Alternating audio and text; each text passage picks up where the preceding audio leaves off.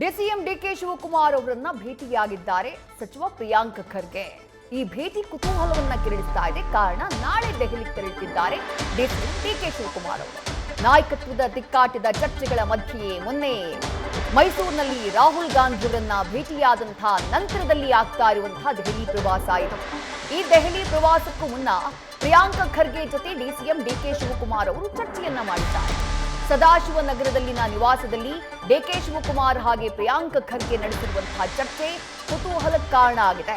DK Shivakumar ಅವರ ಸಹೋದರ ಮಾಜಿ ಸಂಸದ ಡಿಕೆ ಸುರೇಶ್ ಕೂಡ ಈ ಚರ್ಚೆಯಲ್ಲಿ ಭಾಗಿಯಾಗಿದ್ರು. ನಾಳೆ ದೆಹಲಿಗೆ ತೆರಳುತ್ತಿದ್ದಾರೆ ಡಿಸಿಎಂ ಡಿಕೆ ಶಿವಕುಮಾರ್. ದೆಹಲಿಗೆ ಹೋಗುವಂತಹ ಸಂದರ್ಭದಲ್ಲಿ ಅಲ್ಲಿ ನಡೆಯುವಂತಹ ಬೆಳವಣಿಗೆಗಳು ಸಹಜವಾಗಿ ಕುತೂಹಲಕ್ಕೆ ಕಾರಣ ಆಗಿದ್ದಾವೆ. ಯಾಕಂದ್ರೆ ಮೊನ್ನೆ ಮೈಸೂರಿನಲ್ಲಾದಂತಹ ಆ ಕ್ವಿಕ್ ಮೀಟಿಂಗ್ ಎಲ್ರಿಗೂ ಕೂಡ ಗೊತ್ತಿದೆ. ಅದು ರಾಜ್ಯ ರಾಜಕೀಯದಲ್ಲಿ ಕಾಂಗ್ರೆಸ್ ಪಾಳ್ಯದಲ್ಲಿ ಸಂಚಲನಕ್ಕೆ ಕಾರಣ ಆಗಿತ್ತು.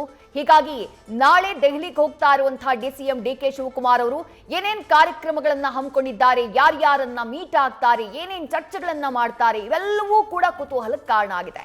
ಇದೆಲ್ಲದರ ಮಧ್ಯೆ ಎಐಸಿಸಿ ಅಧ್ಯಕ್ಷರಾಗಿರುವಂತಹ ಮಲ್ಲಿಕಾರ್ಜುನ ಖರ್ಗೆ ಅವರ ಪುತ್ರ ಸಚಿವ ಪ್ರಿಯಾಂಕ್ ಖರ್ಗೆ ಅವರು ಸದಾಶಿವನಗರದಲ್ಲಿರುವಂತಹ ಡಿಸಿಎಂ ಡಿಕೆ ಶಿವಕುಮಾರ್ ಅವರ ನಿವಾಸಕ್ಕೆ ಭೇಟಿ ಕೊಡ್ತಾರೆ. ಇವತ್ತು ಒಂದಿಷ್ಟು ಹೊತ್ತು ಚರ್ಚೆಯನ್ನ ಮಾಡ್ತಾರೆ.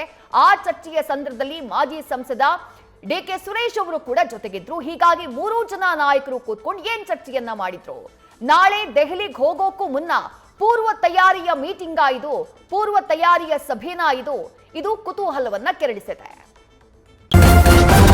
ನ್ಯೂಸ್ ಫಸ್ಟ್ ನಿರ್ಭೀತಿಯಿಂದ ನಿಮ್ಮ ಪರವಾಗಿ.